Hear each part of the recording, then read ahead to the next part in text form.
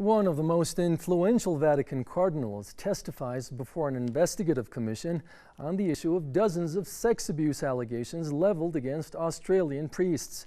Cardinal George Pell, who is in Rome, testified before Australia's Royal Commission via a video link.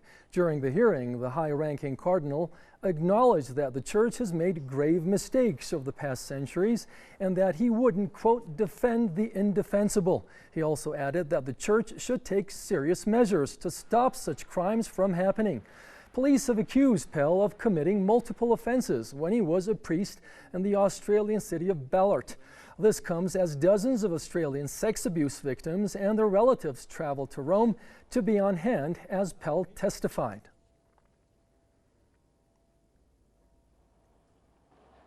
For me, I was abused by a number of different people, but the largest one that's led me here was my uncle, who was a priest, and that started when I was about 11 and went for 4 years, and that was repeated abuse in many places. It is very difficult to believe he didn't know, because every other priest and bishop who have been in the commission have all admitted to knowing something.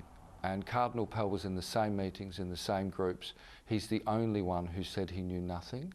We had 3 daughters. Emma, the eldest one, committed suicide in 2008. In 1999, our middle daughter, Katie, who was also sexually abused by our priest. It destabilizes. This is one of the rarest occasions in which a senior Catholic cardinal is held accountable for the scandal. The Roman Catholic Church has been hit by numerous scandals in the U.S. and Europe over the past few years involving allegations of cover-ups and protection of pedophile priests. To get some insight on the story, we're going to Congregational pastor, Mr. Ellie Joseph James. Mr. James, it's good to have you here on Top 5 on Press TV. Now, despite what has been acknowledged by the Church, why do you think it is that many people are still skeptical about their admission and admittance, that is, and the fact that they keep confirming that such horrible mistakes have happened, but nothing is really being done to remedy that? Well, I think the real reason, it's obvious that the Catholic Church worldwide has been rocked by this pedophilia scandal. It's also been rocked by a homosexuality scandal. And the church is busy covering it up with no concern for the victims and their families, as your clip just demonstrated. In fact, in America, at least 12 Catholic dioceses have gone bankrupt because of lawsuits filed against these dioceses. It's quite an amazing statistic that the Catholic Church is continuing to allow these dioceses to go bankrupt instead of doing something about the problem, which just shows that there's an endemic problem within the Vatican, within the entire church hierarchy. They are determined to cover up the horrible situation here. And in my opinion, the reason why the Vatican is covering all this up is because it goes straight up to the Vatican. Even the present Pope has been charged with sexual abuse of children. So this is why the Vatican cannot afford to allow this scandal to go beyond local dioceses, local parishes.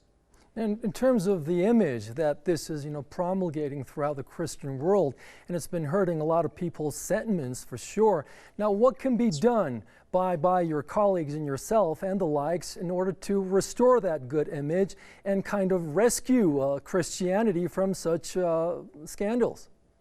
Well, it's true that Christianity in general has been rocked with a kind of well, it's called apostasy in the Bible, that they have been not watchmen on the gates, and they have failed to expose lawlessness within the church, not just within the Catholic Church, but within the Protestant world again. Also, what we have really going on in the Catholic Church is this. John the 23rd was actually a Freemason. And I'd like to put up a photograph of a book that all Catholics should read. Let me hold it steadily there. The Plot Against the Church by Maurice Pinay. It is one of the most important books that all Catholics should read. I am an ex-Catholic, and the reason I left the Catholic Church was because the contradictions contained in Vatican II, which was called by John the 23rd. John the 23rd was a Freemason. And this book, The Plot Against the Church, documents how Freemasonry in the 1920s and 1930s had made a decision to infiltrate the Catholic Church, infiltrate the cardinals, the archbishops, the bishops, etc., eventually to take over the Vatican, which they did with John the 23rd, otherwise known as Angelo Roncalli. I sent to your newsroom a photograph of Roncalli as Archbishop of Venice being surrounded by members of Propaganda Due, which is the Italian mafia.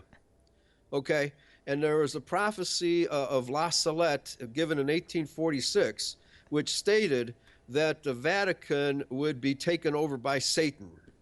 And that's exactly what happened when John the 23rd became Pope. He was, in fact, an anti-pope, and there have been several anti-popes since, with the exception of John Paul I, who lived as Pope for only 33 days.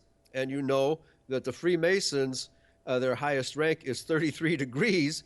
And so that was a signal to the world of Freemasonry that the Freemasons murdered John Paul I. Well, Pastor James, speaking of the Vatican and the Catholic Church, now these scandals don't seem to be restricted only to Catholicism. They may have also otherwise afflicted the Protestant church as well. Now, what can be done there, and is there any major difference?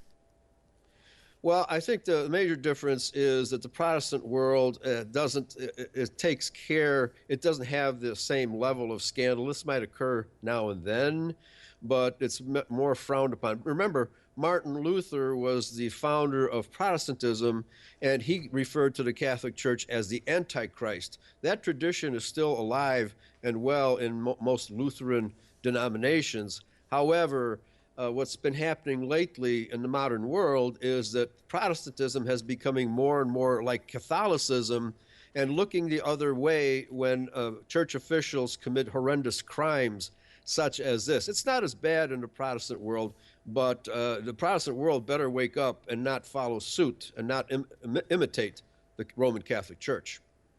Pastor James, I want to thank you for your participation tonight.